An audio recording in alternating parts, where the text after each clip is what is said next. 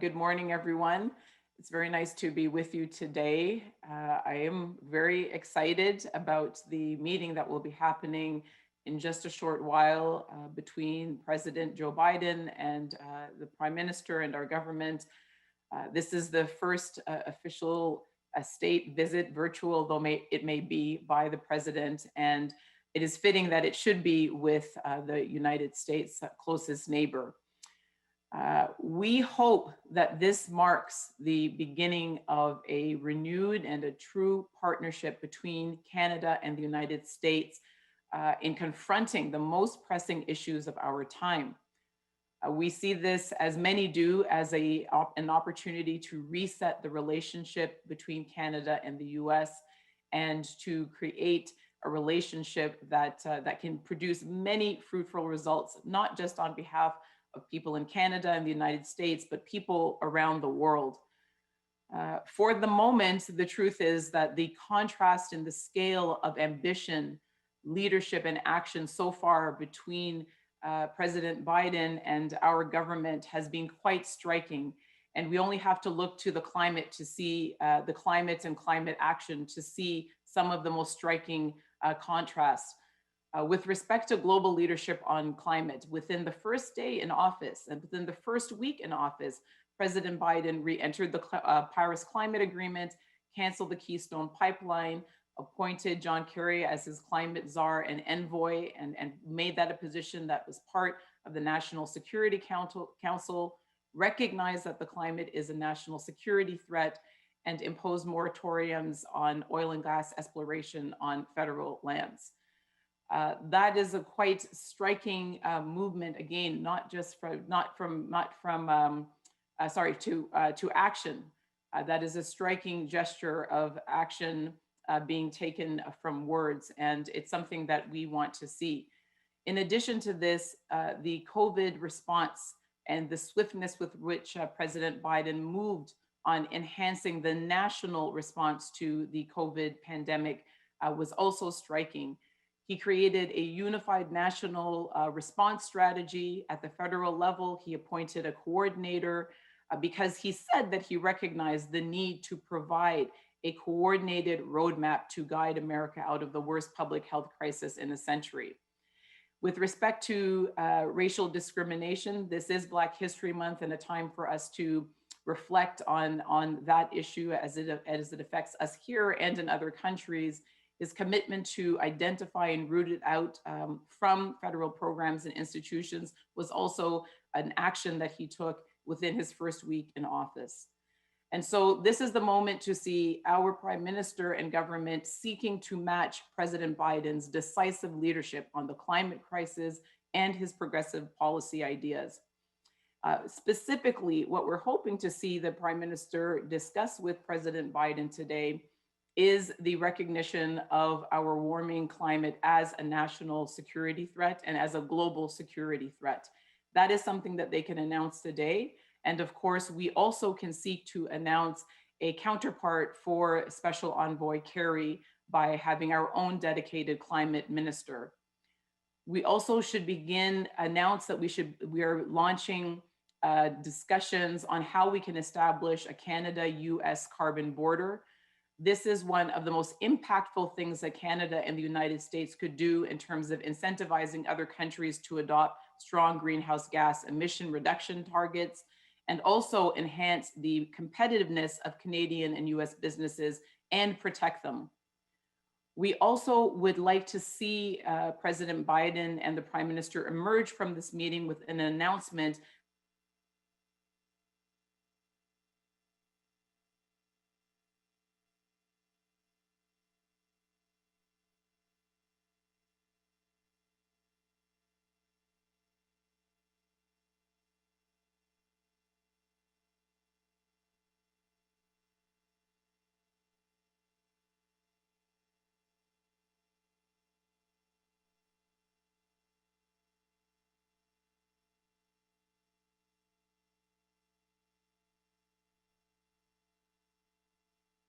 to speak with one voice and to make that commitment.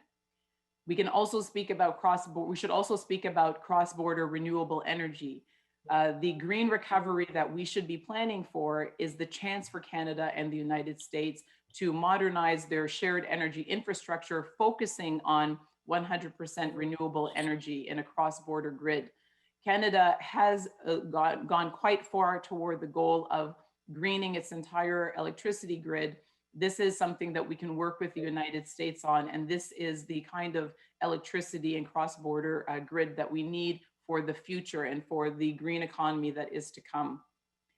With respect to COVID, I would really like to understand, and I know people in Canada would like to understand, why President Biden felt it was so important to appoint a national COVID coordinator to create a nationally coordinated pandemic response strategy. It's something that we have failed to do here in Canada.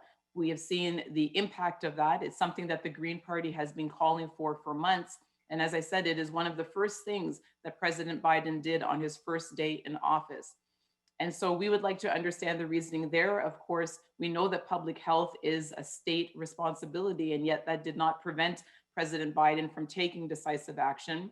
And I'd like to learn more about that and to understand the reasons why he thought that was important. And finally, on human rights. This is the moment for the Prime Minister and the President to commit to setting an ambitious agenda for the protection of human rights. At this very moment, a genocide is being perpetrated against the Uyghur and other Muslim minorities by the Chinese government. I think that the Prime Minister should be seeking to understand why President Biden's administration, and in particular, President Biden's top diplomat, the Secretary of State, has already defined it as genocide and feels that it satisfies the definition of genocide as laid out under Article 2 of the Convention on the Prevention of Genocide. This is something that I think should be discussed, and more importantly, the question should be now, what comes next? Because the world has been here before and we will be here again. The only question to ask in the face of these crimes is, what will the international community do in response? Canada and the US have the opportunity to convene the international community at the earliest convenience to discuss and develop a coordinated response to what the crimes that we are seeing and that are unfolding at this very moment.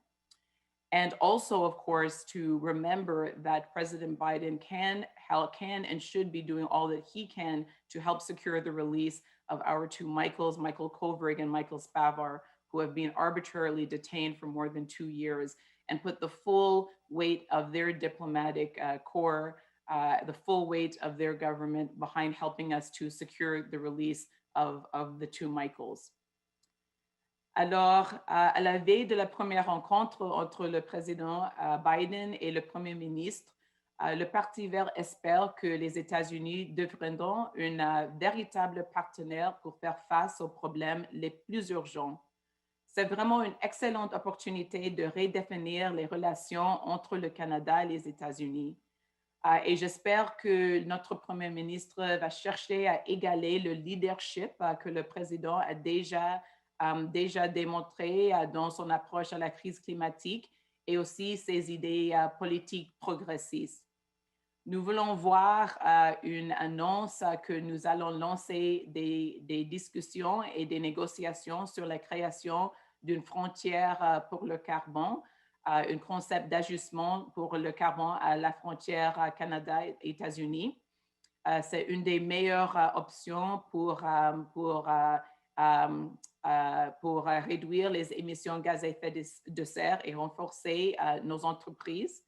Nous voulons voir les deux pays annoncer une amélioration de leurs cibles climatiques et une réduction de 60% des émissions de gaz à effet de serre par rapport au niveau de 2005. C'est le moment aussi de reconnaître tous les deux, pour le Canada, en fait, de suivre les États-Unis et reconnaître que le changement climatique est une menace pour la sécurité nationale et internationale et de commencer à mobiliser la communauté internationale. Nous devrons aussi considérer comment créer une vraie frontière, un vrai réseau transfrontalier d'énergie renouvelable. Et finalement, je vais le dire en français, en anglais, j'ai oublié, mais il faut aussi parler de l'interdiction de la fracturation. Malheureusement, le président et notre premier ministre sont tous les deux favorables à la fracturation hydraulique. Aujourd'hui, il peut se mettre d'accord pour l'interdire, cette pratique. I forgot to say that in English, just to say that banning fracking should also be on the agenda. Unfortunately, both countries continue to support fracking. Both governments continue to support fracking. And this is the time to say that we are going to put an end to this very dangerous and very polluting practice of hydraulic fracturization. Et nous espérons que notre Premier ministre allons profiter de la réunion pour comprendre pourquoi le président a décidé de nommer un coordinateur national de COVID pour une stratégie nationale concertée. C'est quelque chose qui nous manque ici au Canada, c'est quelque chose nécessaire.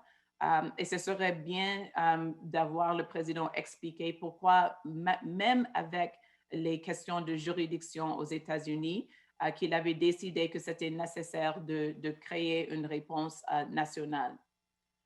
Et finalement, sur le front des protections des droits de la personne, c'est le moment d'être ambitieux.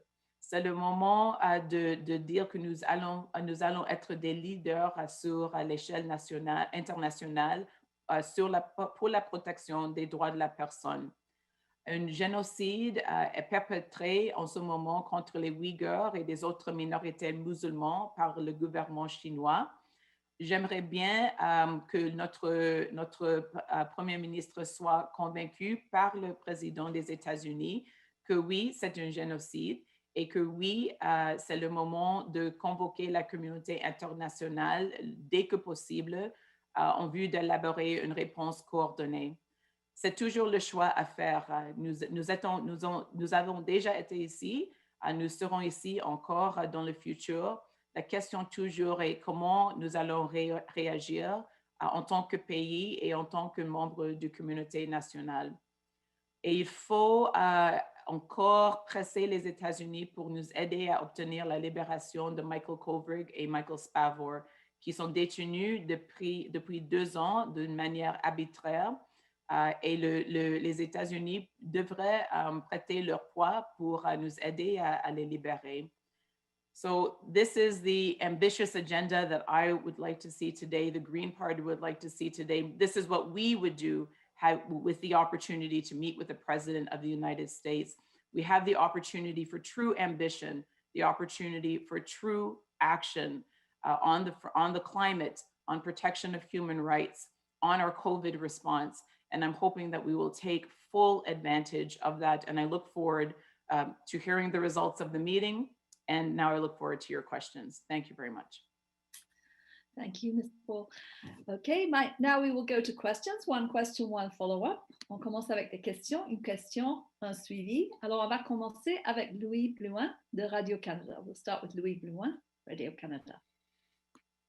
Bonjour, Madame Paul. Merci de faire ça aujourd'hui. Première question, j'aimerais que vous me décriviez ce contraste que vous avez identifié tout à l'heure entre l'approche de M. Biden sur le climat et de M. Trudeau. En quoi, selon vous, M. Biden a eu une approche plus musclée dès le départ pour s'attaquer à la crise climatique? Dès son premier jour comme président des États-Unis, c'est toute une liste. Il a annulé le projet Keystone. Il a rejoint l'accord de Paris. Il a annoncé que, en fait, la crise climatique est une crise, une menace aux sécurités nationales des États-Unis. Il a nommé une personne très senior au poste de climate czar. Et il l'a mis dans son cabinet intérieur et son cabinet sur les questions de sécurité nationale. Il a dit stop à tous les projets d'exploration pétrolière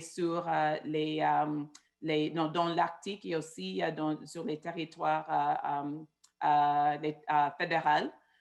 Et tout ça, ce n'était pas que des mots, c'était des actions concrètes avec des impacts et des conséquences concrètes. Le problème ici, c'est qu'il y a les mots, il y a les belles paroles, mais pas l'action. Ce n'est pas possible de continuer à construire des oléoducs et dire qu'au même moment que le gouvernement est un champion du climat. Ce n'est pas possible de garder les mêmes cibles pour réduire les gaz à effet de serre qui existaient depuis maintenant presque 6-7 années et de dire que nous sommes vraiment des leaders sur le climat, ni de continuer à donner le go à des projets d'exploration, ni d'ailleurs de continuer avec la fracturation hydraulique.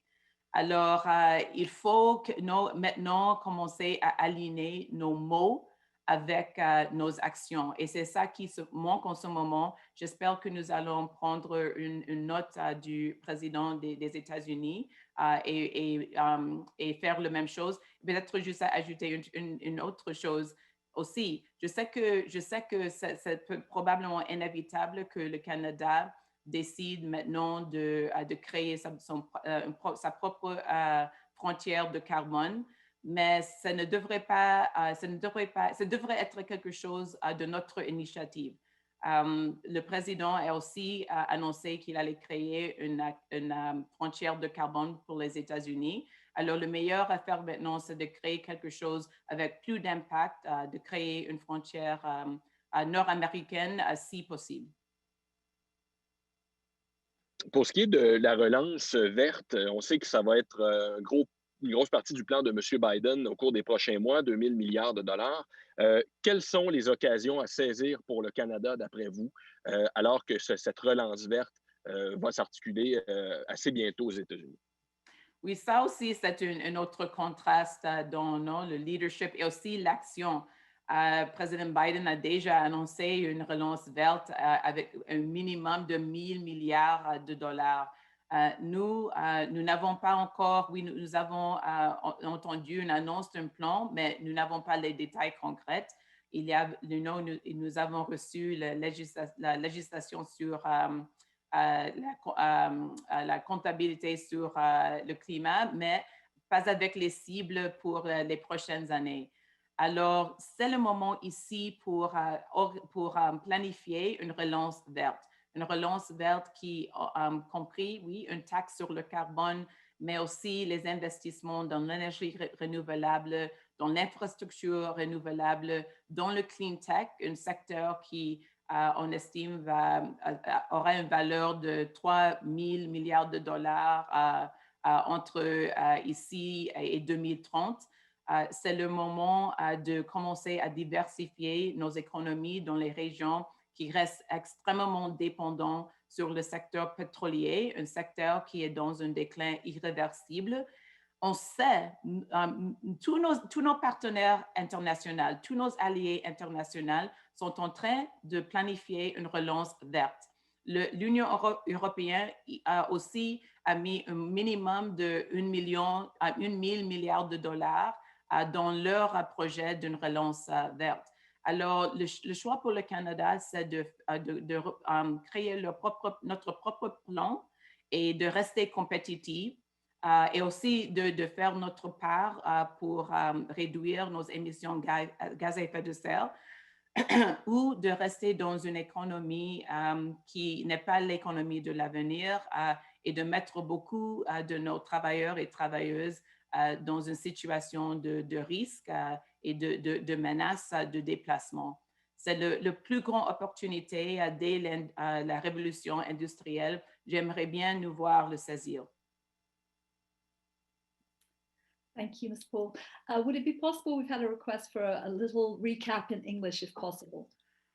Yes, I'll try to go a bit more quickly. The question was about the possibilities of a green recovery here and what that would look like, and also the difference in terms of Canada and the US.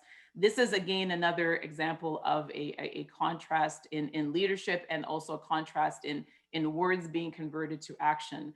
President Biden has already committed to putting a minimum of $1 trillion behind a green recovery.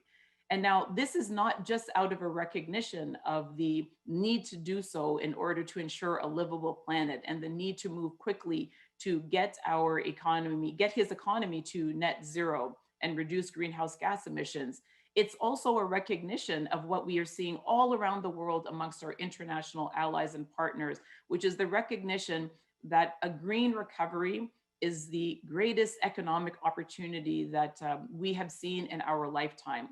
It's the kind of recovery that will create the short-term jobs that we need to get the economy going again.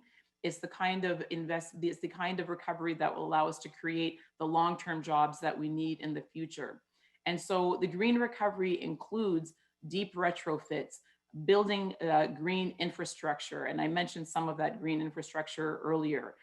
It includes, of course, investing in renewable energy. It includes making sure that Canada is a leader in clean tech, which is estimated to be worth $3 trillion between now and 2030. And we have the opportunity to be a leader. It involves carbon pricing. These are the elements that all of our allies have put in place. And our choice now is to join that, create our own green recovery, remain competitive in the process of doing so, ensure that regions that need to diversify their economies in order to protect workers and to prevent displacement have the chance to do so. This is the chance of a lifetime. And if we don't do this, then I'm afraid that we are focusing on the economy of the past, as all of our allies, including our strongest ally to the south, is moving quickly towards the green recovery and the green economy of the future. Thank you, Ms. Paul. David Thurton from CBC has the question, one follow-up, please, David. Thank you. Hi, Madam Paul. We've seen some jurisdictions phase out combustion vehicles, right, by a certain date, not right now, but in the future. What would you like to see when it comes to a Canada-US initiative around that? We've seen discussions about, electric vehicle and electric vehicle infrastructure. Obviously, if that was to happen here in Canada, we probably need some sort of alliance with the US on that because our transport networks are so integrated. So what's your thoughts on that? We're very supportive of that. I had a longer laundry list, David, of things that I would have liked to have included, but I keep getting told to keep my comments brief, and I still think they're probably not brief enough. Certainly, one of the things that we have said would be part of a green recovery is the creation of a national zero emissions vehicle grid. And we want, of course, we would welcome the same planning in the United States and to coordinate and cooperate with them on that. We see that industry is already moving towards zero emission vehicles. More and more of the largest car manufacturers in North America have made their announcements about their plans to become completely electric within a very short period of time. And so the ambition, and this is the moment for true ambition. The ambition should be to be working with the United States to ensure that we are setting the world standard on greening our economies, and that we are setting the world standard on the protection of workers' rights and on greening our economies. We can certainly do that together. We really have all the necessary pieces to do that in terms of the talent. Again, we know we're going to be spending stimulus money, and so these are the kind of things that we should be investing in. And so when it comes to trade with the United States, when it comes to the integration of our economies, we should be having a 360-degree approach to it and looking at all of the ways that we can support a green recovery and a transition to a green economy with them. One of the most effective ways for us to do that is to do what the Green Party has been calling on for years, which is the creation of our own climate minister, a dedicated minister within the cabinet, a senior member of the cabinet who is tasked with exactly that, looking at every single government policy, all of our international relationships, all of our trade relationships through that lens and recommending concrete actions, and also serving as a counterpart John Kerry, Senator Kerry, should have a counterpart that he can turn to in our government who is working exclusively on the climate. Merci, Madame Paul. Est-ce qu'on peut avoir en français, s'il vous plaît, la question sur l'idée d'une filière de la voiture électrique, s'il vous plaît? Oui, absolument. Il y a le Canada et les États-Unis ont l'opportunité de créer des accords de libre-échange, de créer des relations basées dans le principe d'une relance verte et aussi d'être les leaders sur l'échelle internationale sur les économies vertes. Nous sommes tout à fait, le Parti vert, ça fait beaucoup d'années que nous proposons la création de l'infrastructure ici pour soutenir une économie verte et ça, y compris par exemple les stations de chargement pour les véhicules électriques. On sait déjà que les fabricants des voitures basées ici en Amérique du Nord, ils ont déjà commencé, ils ont déjà annoncé en fait leur plan de devenir des compagnies électriques dans un très petit délai.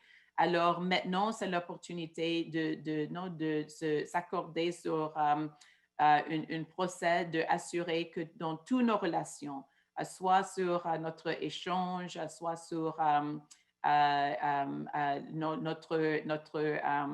notre corridor transfrontalier, que tout ça soit électrique, tout ça soit quelque chose qui soutient une économie verte. Et comme j'ai dit, le Canada et les États-Unis ont l'opportunité d'être les leaders sur la création des économies intégrées vertes. Et j'aimerais bien voir ça comme une annonce aujourd'hui. Tout ça serait plus possible si le Canada nomme aussi un ministre,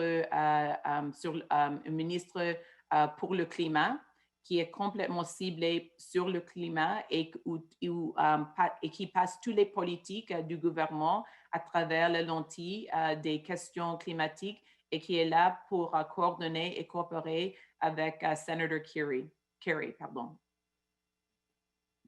Merci, Madame Paul. David, do you have a follow-up? I do. Correct me if I'm wrong, Madam Paul, but has the Green Party set a date when they would like to see the phasing out of the sale of combustion vehicles here in Canada? Has there been a date that you're saying you're calling for? Is that like 2030, 2035? What's the date? In our 2019 platform, we had set 2030 as the date for the phasing out of combustible engines. Every single part of our platform, of course, is under review, given again the extraordinary opportunity that we have. We will be spending unprecedented amounts of money in the stimulus phase post-pandemic. And we believe the best investments that we can make are the ones that support a green recovery and a sustainable green economy. And so if we can be more ambitious, David, with that target than we would like to be, we want to make sure always that what we're proposing is doable and is ambitious, but also doable. And so that target is there. I mean, if it's revised up or down, we'll certainly let you know. But that was the target that we had set in 2030. And as I said, this is a target that we may talk about, but industry is already moving in this direction. All of the major car manufacturers that are based in North America have their plans to electrify their offerings. GM has announced a very ambitious timeline for having an electric vehicle only fleet. And so this is something that already the industry is moving toward. Canada and the US, our government should be looking to see what can we do to support that? How can we build the infrastructure to accelerate our progress toward that? Thank you, Ms. Paul. Est-ce que vous pouvez faire en français, s'il vous plaît? C'est la question sur le... Non, avec plaisir, comme une francophile, avec beaucoup de plaisir. Alors, moi, je crois que j'ai dit, je crois que j'ai touché sur beaucoup de ces thèmes, mais le Parti vert, dans notre programme des élections générales de 2019, nous avons réclamé ou demandé une transition vers les véhicules sans émissions entre 2019 et 2030. Nous sommes en train encore de réviser tous les aspects de notre programme pour assurer que tout est ambitieux, mais aussi possible. Si c'est possible, en fait, d'accélérer notre transition vers des moyens de transportation électriques ou sans émissions, ce serait quelque chose que nous aimerions faire. Absolument, ce serait un excellent début si le président et le premier ministre annoncent qu'ils allont examiner toutes les manières de soutenir cette transition. Et aussi, je voulais souligner que les entreprises, les fabricants des moyens de transport, ils sont en train de faire cette transition. Si nous pouvons les aider, les soutenir pour l'accélérer, c'est quelque chose d'important à faire. C'est quelque chose que le Parti vert propose. Merci, Madame Paul. Are there any other questions? Est-ce qu'il y a d'autres questions, s'il vous plaît? No more questions? Yes, I do have one question, Madam Paul. So the amendments that the Senate have come back to the House of Commons. The Liberals are going to reject some, accept some. Where do the Greens stand on this, if you don't mind enlightening us on that? We're going to be meeting to speak about that tomorrow, David, and I look forward to sharing more information with you about that.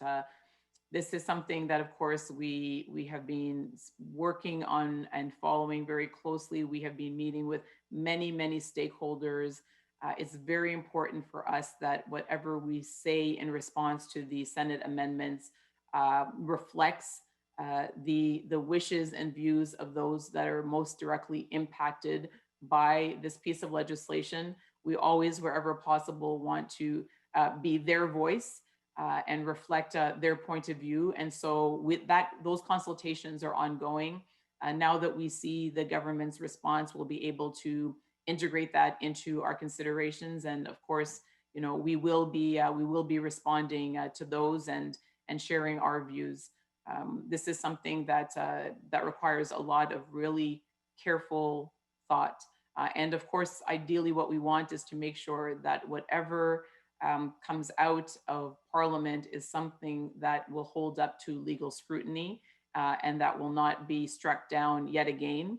And so we are going to be continuing to think about that. And as soon as we have something that we can share, we will let you know, but we will be meeting to speak about that tomorrow.